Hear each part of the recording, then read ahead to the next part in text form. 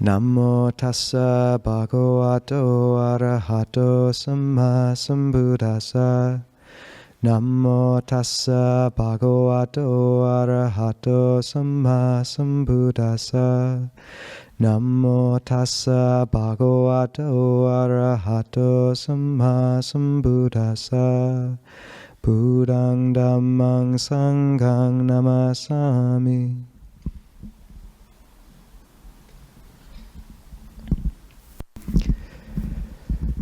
I just came back from a retreat at Cloud Mountain, not Clear Mountain. We realized the names were similar too late. But I had been debating what to name the retreat, and I realized that my favorite things to talk about were, quote, all the unpopular Buddhist topics. So that was the name of the retreat. And one of the three talks, there was rebirth, Buddhist cosmology, and body contemplation. One of the talks I hope to bring here again, and that's Buddhist cosmology, because talking about devas is really fun. You know, many of us might dismiss this as superstition, but these are powerful teachings. And in the Buddhist concept of how experience manifests, the central equation is called ita-paccayata, this, that conditionality. And basically, it says that when this is, that is. When this ceases, that ceases. With the arising of this, there is the arising of that. With the cessation of this, there is the cessation of that. So both cryptic and simple at the same time. But what it implies is there are conditions of arising and passing that are both simultaneous. So when you put your hand in a fire, it burns immediately. And so concurrent, and temporal. So you give to someone, and then a few days later, they return the favor to you. And the mix of these two modes of relationship lead to a chaotic system in the world and in how our experience manifests, how karma gives rise to the world that we see, this vortex of change. And a feature of chaos theory is what they called scale invariance, which basically means patterns repeat on wider and wider scales of experience. Some of you might know a Mandelbrot set. It's a fractal pattern. And it's a bit like when you zoom in, the pattern is the same as when you zoom out and out and out. This feature of scale invariance is central to practice because what it means is the same patterns that manifest in our meditations as small habits, little things we brush aside, are also the habits that on the wider scale, because of scale invariance, dominate our lives. And if we get the chance to influence them at the micro level when we're on the cushion, then it softens and tames them in the wider scope of our interaction with the world. So one of the key moments of insight in meditation happens when we begin to sit and we get so frustrated at how we can't control the breath, or begin to dive into self-recrimination over our inability to calm ourselves down, or how we distract ourselves. And then this moment where you realize that the exact way you're trying to control the breath is how you try to control your loved one. And the way you're berating yourself for not being able to calm your mind is exactly how you tear yourself apart over not being a good enough father, or how you keep falling asleep in meditation is how you keep trying to zone out from a life which might feel in some ways a bit dissatisfying. And then when you understand that these are such deep patterns, they don't become you being a bad meditator, they become you seeing clearly at this micro level these patterns which truly have control over our hearts and cause so much damage.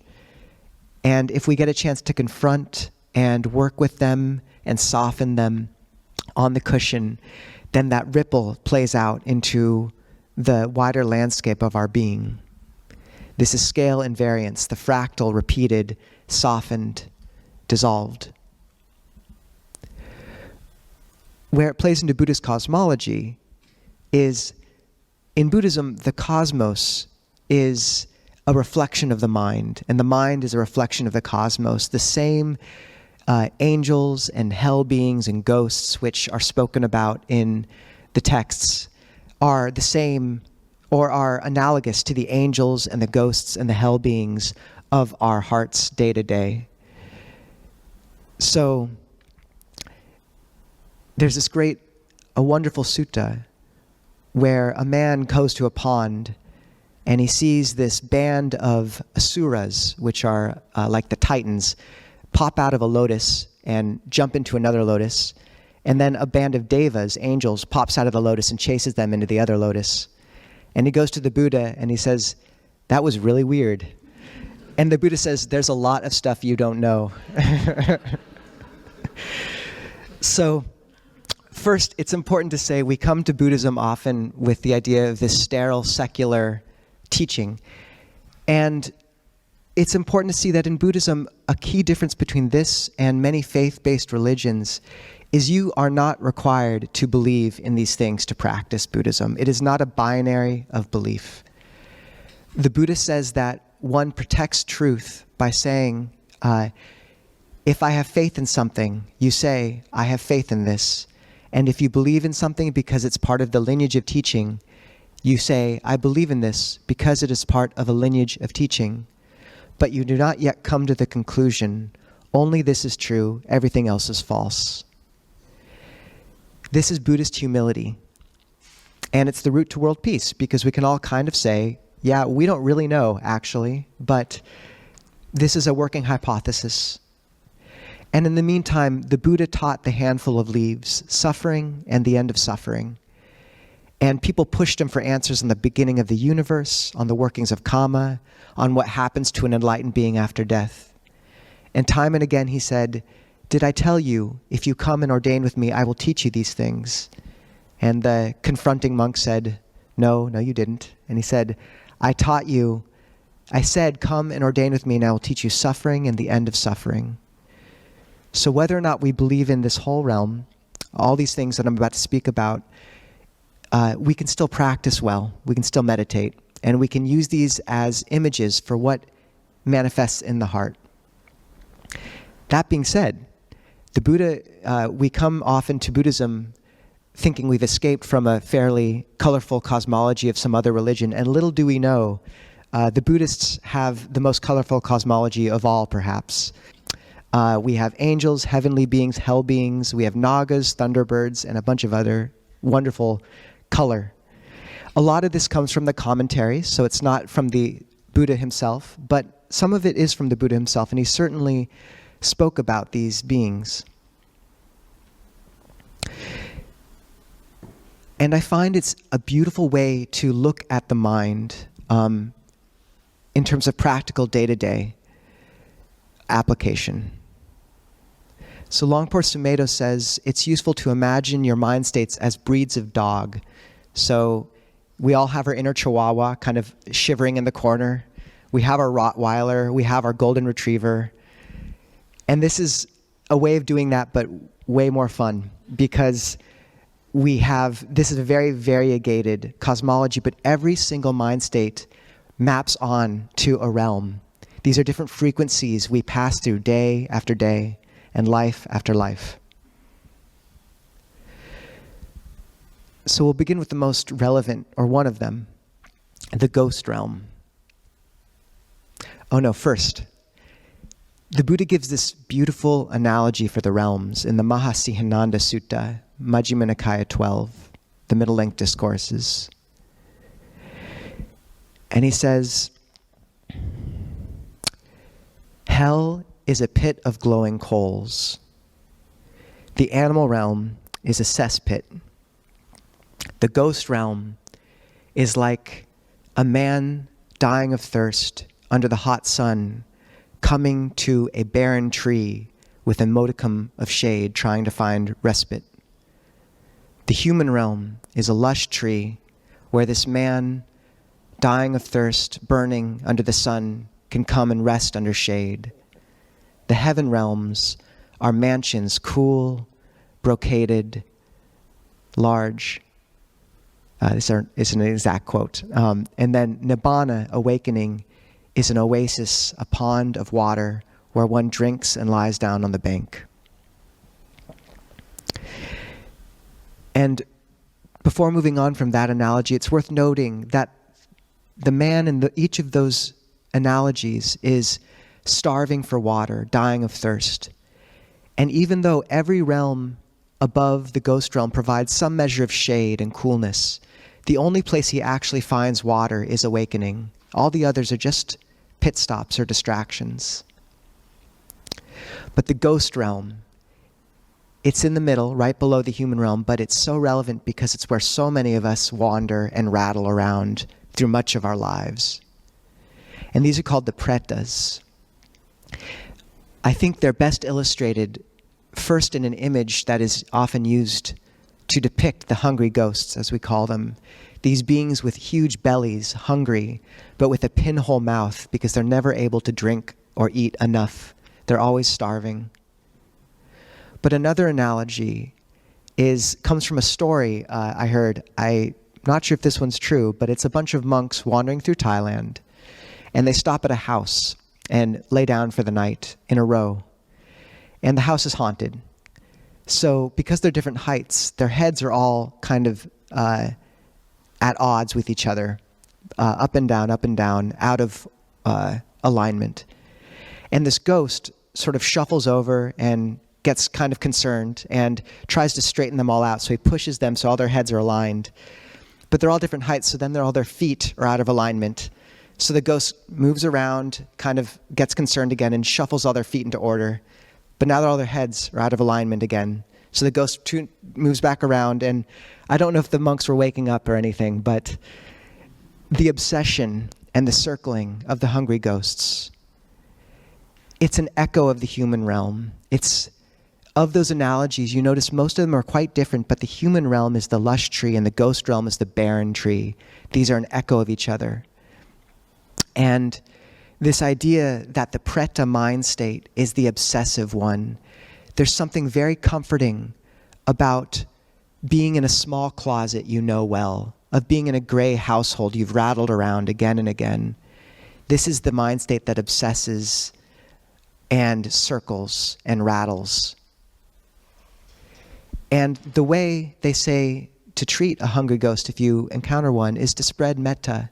They can't hurt you, but to invite and spread and invite goodness to them.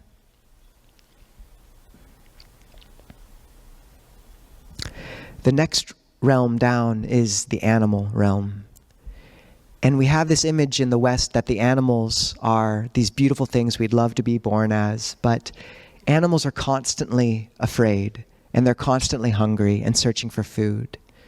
So this is the mind state that's scheming after food. That's one of the ways they say is the most animal mind state, or driven to sex, or these sort of deep base impulses. When they overwhelm us, that's the animal realm. Can we notice when we're in the animal mind state? Below that, the hell realm. And it's important to see these aren't punishments meted out from above. There's a saying in Buddhist circles that the mind gets exactly what it wants. It's just it wants the wrong things. And there's something, the Buddha says that to let go of a mind state, you need to understand its attraction, its drawback, and its escape. And until you understand all three, there's no letting it go. So with anger, which the Buddha said, anger with its honeyed tip and poisoned root. Honeyed tip and poisoned root. What's the attraction? Because it burns. So we know the drawback. We know how painful it is, how much damage it does. But why do we keep returning to it? What is it about the fire that gets us? And the sense of self is so orienting. Self-righteous anger is perhaps the most seductive drug out there. And this is relevant going into an election year, everyone. So keeping that in mind. But until we see, like, that's why I keep coming back. It makes me feel solid, powerful. That's the honeyed tip. And before going to the hell beings, actually, it's worth acknowledging a near correlate called the asuras. And these are equivalent to the Titans in Olympic mythology, or Valhalla in the Norse mythology, although the Norse took that as heaven. But it's very interesting because in Buddhist cosmology, the asuras, they're angry gods that constantly war with each other. They think they're in heaven. But every now and again, they look up and they see the angels and they realize that they're not in heaven. And then the commentaries say they swarm up Mount Sindaru, which is Mount Olympus in Buddhist cosmology, like ants. And they do battle with the devas, basically, the angels.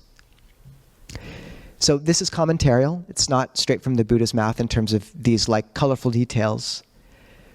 But there's a lot of wisdom in that.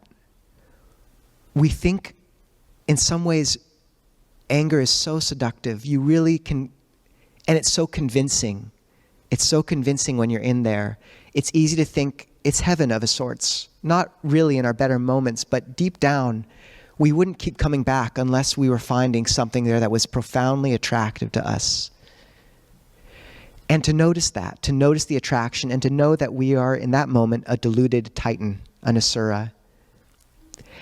I know a practitioner who has a rule that if he finds himself self-righteously repeating something, an argument to himself 3 times, he knows he's wrong automatically. Something's off. And whenever that sense of anger manifests, you know delusion is behind it, the stain. In Buddhism, there's 3 defilements: delusion, anger, and greed. And one practitioner once asked Ajahn Chah, I see anger and greed, but I don't see delusion. And Ajahn Chah said, you're riding a horse and asking where the horse is. So delusion and greed, or anger and greed, are the 2 arms of delusion. So as soon as anger comes, you know delusion's right below.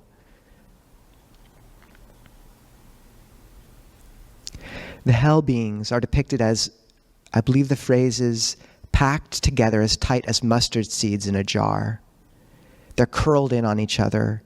And the depiction is of flame and suffering and darkness. And it's worth noticing when we hit these states of hellish existence. And it's worth noticing also that there comes a point in practice where those realms no longer touch one in the same way. On the cycle of dependent origination, which is this detailed link of 12 psychological chains and chains of being that the Buddha said gave rise to birth, the final one after birth is sorrow, lamentation, pain, grief, and despair. And I've mentioned this before, but Ajahn Punadamo says, people come to you Buddhists and say, you Buddhists, you're so depressing. All you talk about is suffering. And he says, that's not true. We also talk about pain, sorrow, lamentation, pain, grief, and despair. But, we only talk about these things to let go, and the path is a bright one. But I remember a point in my practice where, suffering still applies, but despair no longer does. And to notice that when you touch that point where you just don't buy into the aggregates of clinging, the khandhas, in the same way you used to, and you can't believe in it anymore. The story, you've seen through it enough times, you can't buy into the story enough to really descend to the hell realms and to mark that. When people look for the light nimitta in meditation, this sort of sign of light that can manifest with calm, often they miss it because they're looking for a ball of glowing light. And what they miss is that their whole mental landscape has just slowly brightened. And so we change. The path affects us deeply, but it affects us in a way we've never really felt before, and so we miss it, even if others around us see. So it's important to take stock, notice that time maybe where despair no longer applies. Things still suck plenty of the time. Dukkha is still present. This practice is a slow boil. And I don't know a shortcut to letting go of the aggregates of clinging that we crave and feed off of, other than burning ourselves some again and again until we let go. Ajahn Chah said that 70% of the practice is knowing we should let go of something and not being able to. So we're all holding these hot balls in our hand. And a teacher who's visiting last year, Venerable Punyam Sunim, said, we try to put it on our shoulder for a while and it burns there, and then we try to put it the other hand and it burns there. And we just have to juggle it for a while before we're really ready to drop it. And just to acknowledge that's part of this is burning ourselves a little bit and having patience with that process of letting go. But that eventually we do. And our grip on the world is lighter and agile and caring. It doesn't mean a coldness, but it means a levity and an agility and a humor. And it means despair is we no longer descend to the hell realms in the same way we used to.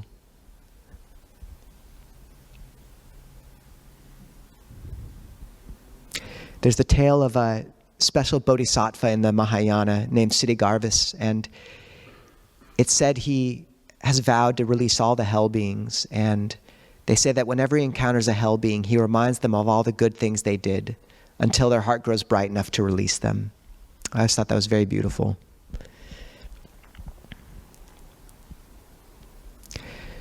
So then there's the human realm, and this is, where most of us are, I assume. We've had a squirrel get in here once, but I don't think he's here anymore. And the human realm, no matter how difficult it is, it's a lush tree. And the Buddha said this was the most powerful place to practice because we are half God and half animal in a certain way. We have the mindfulness to self-reflect. We can hear the Buddha's teaching, but the immediacy of pleasure and pain and brutality and suffering are such that we can't ignore them.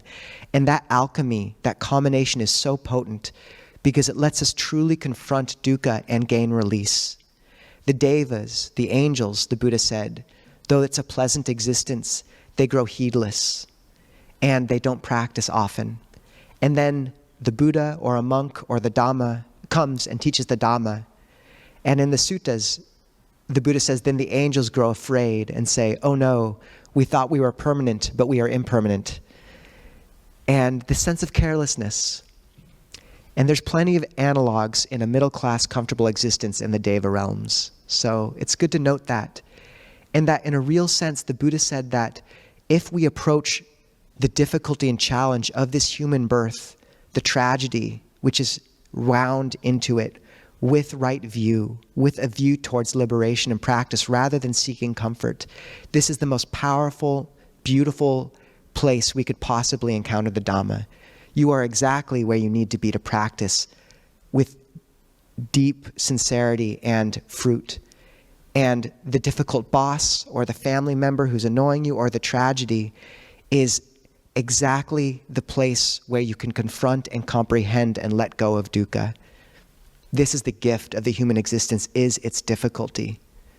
So to embrace, to be grateful for that as much as we can. The Buddha gave this beautiful analogy. He said that, he said there's 8, this isn't an analogy, but it's a great sutta. He said there's 8 unfortunate occasions to arise in the world. One is a Tathagata has arisen in the world, a Buddha, and taught. But one is born in a land of uncouth foreigners, unable to understand the Dhamma. I don't think that terminology would fly in this day and age. But the point is, you're born somewhere where you can't hear the Dhamma, so you don't have a chance to. The next unfortunate rebirth is a Tathagata has arisen in the world, and one is born in a central province, able to hear the Dhamma, but one is stupid and can't understand the Dhamma, or doesn't have the faculties. Yeah, I'm going to get canceled. It's the suttas, all right? Anyways, the point being that the next unfortunate rebirth is one is born in the central provinces, able to understand the Dhamma, but one has wrong view. And then it goes on like this until eventually one is born in the central provinces, has right view, is ready to hear the Dhamma, but no Tathagata has arisen. This is the last unfortunate circumstance. And then the Buddha says, these are the 8 unfortunate circumstances, and there's one fortunate circumstance. A Tathagata has risen in the world. We are born somewhere we can hear the Dhamma. We are able to understand the Dhamma. We are able to practice the Dhamma. What a blessing that we have encountered these teachings. How many people in the world get a chance to touch this sort of wisdom and actually be interested and have the chance to practice it? So understanding with gratitude that gift, and that this is the gift of the human realm, wound as it is with tragedy. This is the lush tree offering shade.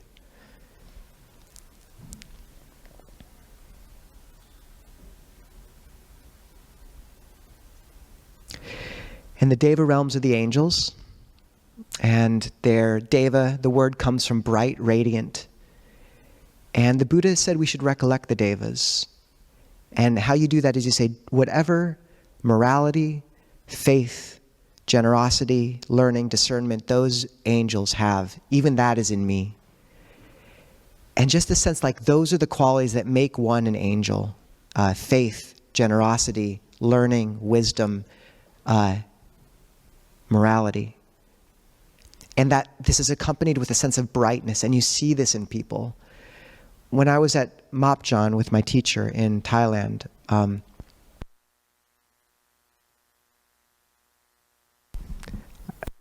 switch. Great.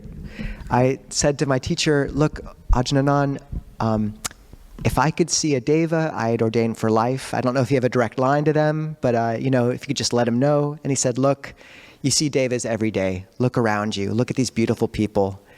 And I said, okay, that's a wise answer. So to recollect, though, the beauty in the people we see around us, and to understand that as a human, we straddle all these realms. We so often love the Deva part of ourselves. We love this brightness, and it's what we touch initially with the path, this flush of faith. But the power of the human realm is that we touch other modes of suffering too. And we do have the animals in us. We do have the ghosts in us. We have these parts, and to hold them with compassion and friendliness and care. To not practice self-forgiveness is to not understand our own conditionality. Things are as they are because how could they be otherwise? And it doesn't mean we don't work to change that in the moment, but to have compassion for where we're at. Ghost, hell being, animal, Deva, whatever that is. And the final thing I think to speak to, there's another set of 4 beings called the Brahma gods, which have these vast radiant minds. But I think let's end today with Mara. And in the suttas, there's 2 main characters. There's the Buddha, and then the second most referenced character probably is Mara. And Mara, in the Buddhist concept, is this high-level Deva. He's a rebel prince in the upper echelons of heaven. And he is the ruler, in a sense, of everything below him. He hooks everyone with darts of sensual desire. But interestingly, he rules the Devas too. He's also there in his realm as well. And I asked Ajahn about Mara once. I said, what is Mara? And he said, Mara is the part of you that has pride. It's the person that comes to the monastery and offers and wants to be seen and be at the front of the line and always be out there in front. And it's significant because Mara can co-opt all those beautiful impulses, all the things that make a Deva, the generosity, the wisdom. When that rush of pride comes, you know that Mara's come along. And that's okay. Like Mara's going to be riding in the sidecar for most of us until we've attained awakening. And it doesn't mean you shouldn't do good. But when Mara comes to a monk or a nun or the Buddha, they say one thing again and again. And it's, I see you, Mara. I see you. And Mara then, it says, he sits down with his head hung low, looking dejected, and then he disappears into a puff of black smoke. So I love that image. But to see that side, and to understand the power of swimming against the stream of Mara, when we want to jump into the conversation because we want to be seen, can we hold still and be quiet for a time and watch as that rush and compulsion dies down, and know that on the other side of that, there's a quiet majesty and peace. And people will be baffled by this. If instead of going to the front of the line, you go to the back. Instead of giving a gift yourself, can you give it to someone else to give in your stead? To go against Mara is such a beautiful and profound act. And there's almost always room for it. You see Mara poking his head out here and there. And to have compassion for that. I mean, it's just part of the scene just to say, I see you, Mara. And to expect that Mara will come up in exactly the most precious places, the relationship which you know is your most meaningful one, with your spouse, with your kid, with your parent. That's where Mara will come. And to say, I see you, Mara. And to take the fact that things manifest there, not as a sign that that relationship is flawed, but as a sense like this is especially precious, because this is where I can work with something. And Mara can be looked at as this internal part of us that wants to complicate and trap ourselves in the old patterns. And it can be looked at as something external as well. And the final thing to say, that it's kind of common wisdom in Buddhist circles that Mara usually comes right before you're about to do something good. It's eerily common when someone's about to go forth into robes that something will come up right then. And when you're about to do something good, we call it the bow wave. If you know you want to do something good and something comes up to block it, you don't have to take that as a sign that it's the wrong thing, but rather it might mean it's especially good, and that's why Mara doesn't want you to do it. Or that's why that internal Mara doesn't want you to do it. And I've heard someone say that every real good decision in your life should probably confuse about half the people in your life. And certainly my ordination went that way, and I think most of our practice goes that way too.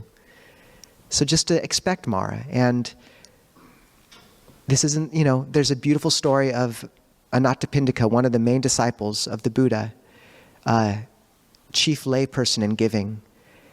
And he has this intuition he needs to go out into the woods and meet the Buddha, and see what's there. He doesn't know yet about the Buddha. And 3 times this overwhelming fear almost keeps him from walking out. And finally he follows the deeper intuition and leaves and goes into the woods, and he finds the Buddha and sits with him. And that's his route to liberation. So good luck confronting Mara all, and thank you.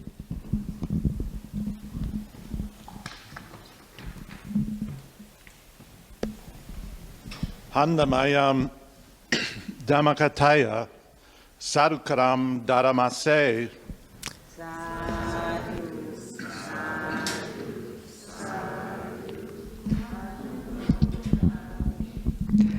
Sadhu means way to go, and we are still working on making it sparkly. It sounds a bit morose still. Okay. So we have a time for Q&A, and anything people would like to discuss, Zoom, in person, or otherwise, just raise your hand or your electronic hand and we'll run a mic over to you.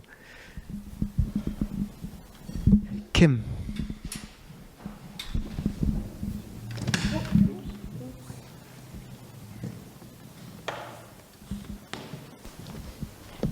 Thank you, Ajahn. In the cosmology, with the different sort of realms, are there stories, or how does it work? Like if you're practicing, if you're sharing metta to parts of yourself or outside of yourself, is there do they move around? Can you metta a hungry ghost into do you know what I mean? Is there fluidity among the realms in the cosmology? Yeah, good question. This is going to get colorful, people. So There's one story of a Brahma god coming to visit the Buddha, and he doesn't realize he has to make his body solid, so he starts sinking through the ground, and the Buddha has to tell him to like make himself solid. So I always liked that. I think that might be commentarial, I'm not sure. But the angels are very present, and the analogy I've heard often is that it's like different frequencies of radio wave, and these higher frequencies of the mind are like the devas, and their time spans are much wider. So I've heard that it's, much more rare for a deva to come down and kind of contact directly, but it's acknowledged that there are, those are forces which are around in Buddhist cosmology, and devas and angels are present. And the ghost realm, though, is the nearest realm. And it's very common practice in Thailand and other Buddhist cultures to dedicate merit, which is where you do good and think of and recollect someone who's just passed, or dedicate it to a being in the ghost realm. And more than being like this esoteric economy, it's sort of what I've heard it characterized as is it's inviting some being to identify themselves with goodness.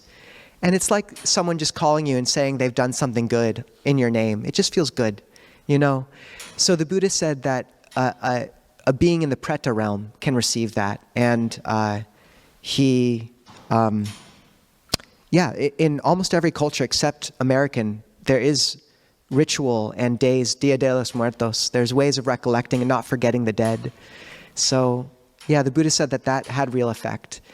And at the very least, when we recollect the dead, often when someone dies close to another person, it's maybe Mara, who knows, but I really recommend people light a candle for them for 7 days on their altar, and just as a way of spreading loving kindness to them. And at the very least, it just alters our own relationship to their memory.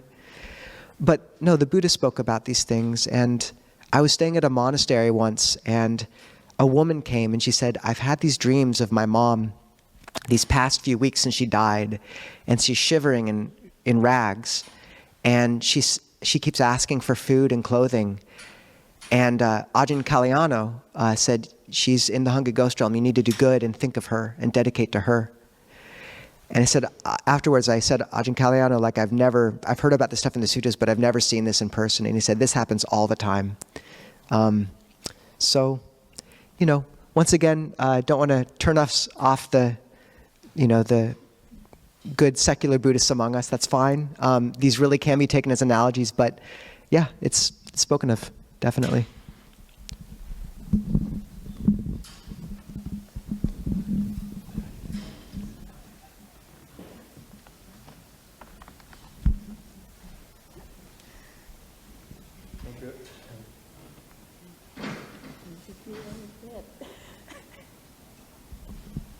You have to sort of hold it down.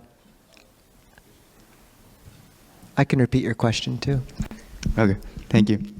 Thank you, Ajahn. That was a beautiful talk. My question would be, it's more not like question. I would like to know, how is your personal practice? Like, how do you incorporate the Buddhist cosmology in your practice? Thank you. Great question. Yeah, I mean, these things are colorful to think about. I find they're really useful in getting an image of the mind states. There's a function of mindfulness which is putting things in order by naming them. So when the Buddha gives us all these lists of the hindrances or the samadhi factors, it puts in order and helps us metabolize these different qualities of mind. But I find there's these deeper Jungian forces that kind of are best characterized and identified through these images and story. And so that image of the hungry ghost mind state, I find it so helpful to be like, oh, this is my preta self. Or when I'm in an animal mind state, to see that and to be able to label it. Or the titan, the asura. So I find it really useful to label. But I think the biggest thing for me is Mara.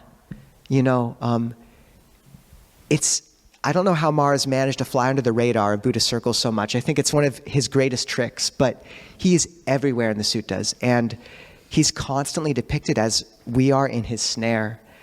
And the snare is composed of the sense, the chords of sense desire, but pride, and seeing Mara kind of pop up in that pride, and to know that Mara comes in those places that are most precious. So in the relationship that I know is the most valuable one in my life, when it becomes difficult or I become especially angry in it, to realize like this doesn't mean the relationship's wrong. It means it's exactly right. And of course Mara is going to come here, and that's why it's this crucible of practice. So, and then just to say, I see you, Mara. Or sometimes like, screw off, Mara. Like I'm not always polite, but I think Mara is, I really like seeing Mara, Does that make sense? Yeah, I have another follow-up question. So, like, something that I personally struggle with. Let's say you're overwhelmed with anger or some animal realm. How do you, personally, how do you tackle it? Thank you.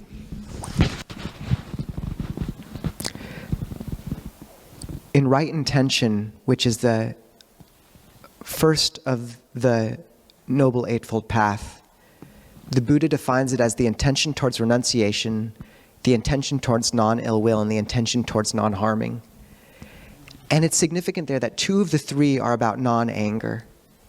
And Ajahn Brahmali says that the correct function of mindfulness in a day is to keep your morality, keep your sila, and to not dwell in ill will. And there's something about anger which is so, it's huge. It can be constantly with us. It can be the first thing that comes to mind because it's so attractive in its own way, and we really can dwell in it. So the Buddha gives a bunch of tools, and I find you really have to rotate through them. One thing I think is very important is often when we're angry at someone, we'll try to spread metta to that person.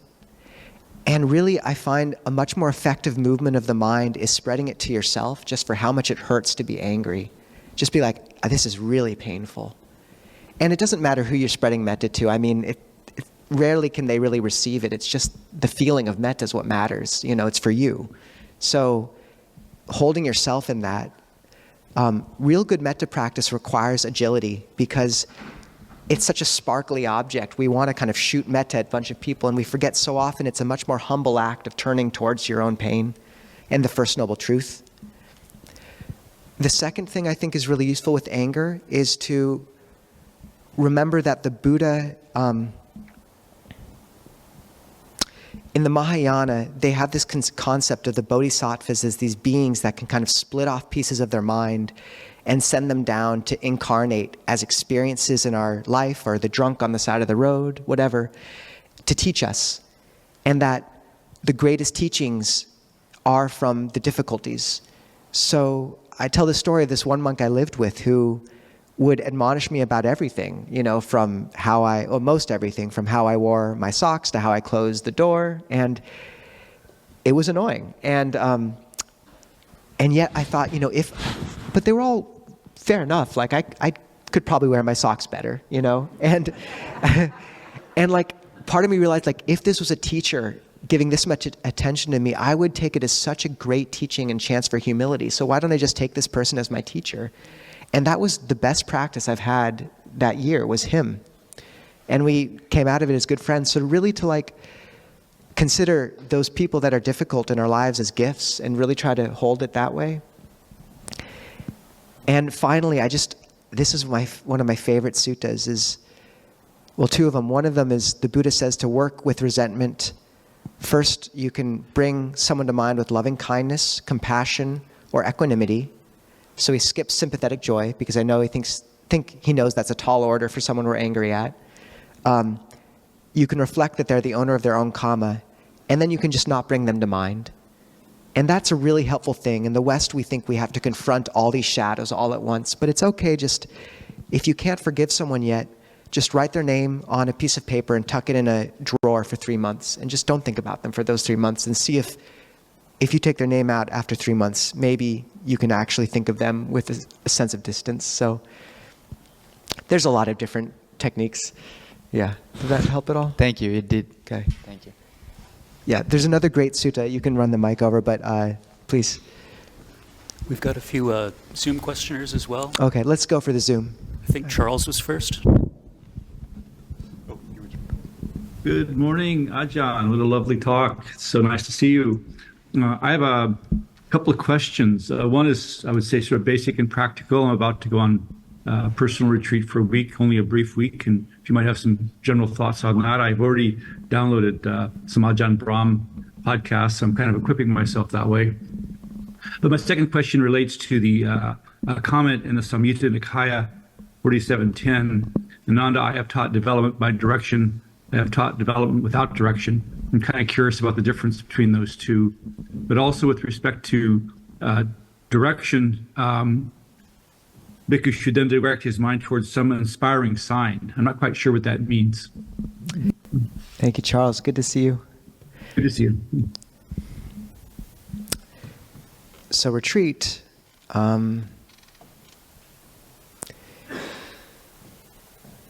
it's just useful to find the rhythm that works for you on it. Like, you will have your own personal rhythm. Really make much of the times when you're deep in practice. And then if the mind is kind of agitated, it's okay to allow yourself a bit of time to take a walk or do a little bit of writing or something. I find having a bit of writing when I'm on retreat, personally, even for 45 minutes during the days, can really brighten my mind. The Buddha said that the joyful mind is easily concentrated. So finding a way to bring about a bright mind, even on retreat. Sometimes just sitting and walking all day with no break is not the best route, or doesn't work, and just you'll have to suss that out for yourself. I think it's useful to read a different angle on your main meditation object. So if you have been working with Ajahn Jeff breath meditation, try reading Ajahn Sucitto's Breathing Like a Buddha, or Ajahn Brahm's The Art of Disappearing, or Shaila Catherine's Wisdom Wide and Deep. Like, a slightly different angle on the same object can really invigorate things. Cold showers, or a trash can filled with cold water. Big fan of that for breath meditation. Cold water's great. As to the passage in the Samyutta Nikaya, this is today's daily sutta. If none of you are signed up for that newsletter, you should be. Reading Faithfully, Daily Sutta. It's a sutta a day newsletter. It's great. So today's was the Samyutta Nikaya verse Charles is referencing, where the Buddha basically talks about developing the 4 foundations of mindfulness with direction, which is where one basically observes the mind as scattered or touched with defilement, and so directs it to an inspiring sign, and then contemplates the foundations of mindfulness. And then he talks about development without direction, which is basically the mind is calm, and then the bhikkhu or practitioner just brings to mind the 4 foundations. And what I take that to mean is the Buddha gives another analogy in one sutta where he says one needs to interact with defiled mind states as a cow herd would interact with a cow before the rice had been harvested, tapping and nudging the cow to keep it in line and from getting into the field and eating all the rice. One interacts with positive mind states as a cowherd would interact with the cows after the rice had been harvested. And the quote is, or something like, the cowherd would rest under the tree, looking at the cows and thinking, there are those cows. So what I take that to mean is, like, if the mind's really defiled, you do have to direct it towards an inspiring object, or tap it, or keep it from wandering into the fields, or the argument you've been through a million times. You have to give it direction and then develop the 4 foundations of mindfulness. But if things are kind of calm, you can trust it a bit more. And that's really important, because often we get calmer and we're still trying to control every movement of the mind. And it's useful to know, like, you can trust it, like, let the cow loose a little bit. Like, try dropping awareness into the meditation and just trust it to kind of spiral where it wants to a little bit. Like, within a domain, say you are trying to figure out where to focus on the breath and the body, instead of like clenching the breath at the nose out of force of will, drop awareness into the field of the body and see where it wanders, and where it kind of spirals into on its own, and trust the cow a little bit. So that for me is without direction to some extent. Although maybe that sutta is referring to an arahant, I'm not sure. That's very helpful. Thank you so much. May you practice with and without direction this week, Charles. We have to wrap stuff up. I'm sorry, everyone. If people have other questions that are unasked, know that we have Wednesday evening live streams. And yeah, just tune in 6 to 6:45 for the live stream, and then we have a great Zoom session afterwards, 6:45 to 7:30, and we have a chance to talk more then as well. But we should wrap up and maybe do the blessing braid. Yeah, let's read the chanting request list. So this is a request list we have online. You can find it under the support page of clearmountainmonastery.org. And if there's people in your life who are struggling, you can write their name there, and we'll dedicate our practice to them as a group and chant for them every Saturday. Ellen Wilhelm, having a medical procedure, please spread care. Gudis Sachi, having rare genetic disease, baby aged 5 years. Gary Tribble, recovering from eye surgery, spread metta. And Andrew Patterson, recovering from a neck injury, please spread metta and wishes for healing. I'd like to add in there Geshe Dadul, Geshe-la, he's a teacher at Sarvasti Abbey who disappeared several months ago, and they found his body. He'd fallen through a pond, and they just found it recently. And he was an amazing teacher. I met him, and really a gem. And I think his mind is in a good place, but we'll miss him a lot. And his funeral or memorial puja is tomorrow on Sarvasti Abbey's YouTube. So he was a really special being. Do others want to bring to mind those that we should keep in our hearts?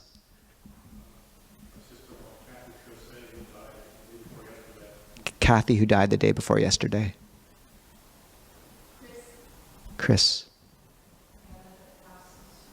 Anna, that passed this week.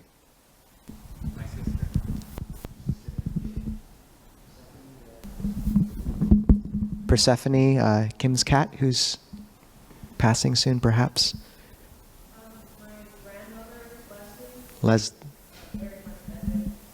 Leslie, who's bedridden. Axel's grandmother. Via Zoom, Alfred Mannings for a positive rebirth. Alfred Mannings. Also, my friend Gloria, who's suffering a lot these days. Gloria. Jeremy and mother. Veronica, cancer. Robin, recovering from eye surgery. Okay.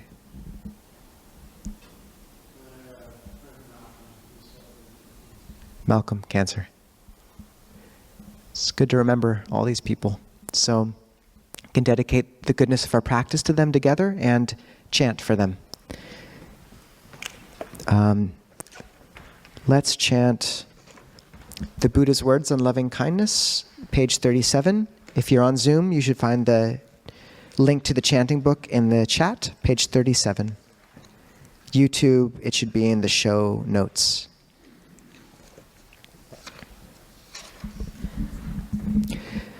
Now let us chant the Buddha's words on loving kindness. This is what should be done by one who is skilled in goodness and who knows the path of peace.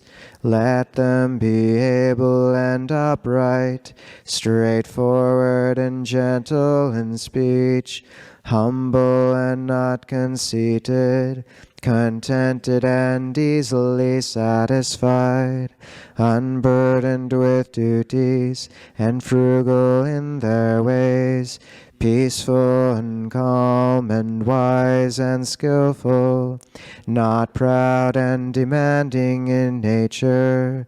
Let them not do the slightest thing that the wise would later reprove, wishing in gladness and in safety.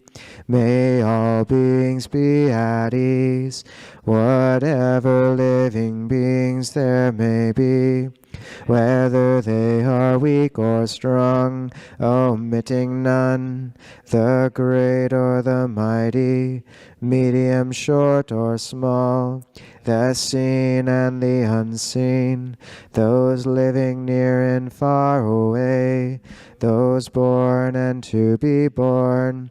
May all beings be at ease.